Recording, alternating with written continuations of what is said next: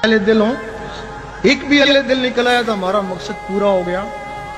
क्योंकि अगर किसी एक का भी दिल अल्लाह के जिक्र से धड़के, बीमारी से नहीं, अल्लाह के जिक्र से धड़के, तो यकीन करो उधर अर्श मौला भी धड़कता है।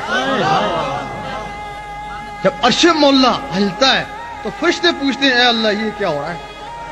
अल्लाह ताला फरमाता, मेरा एक खाकी बंदा जिस पे इनकार सजदा हुआ था, आज वो नहीं, आज उसका दिल मेरे जिक्र में मसरूफ है।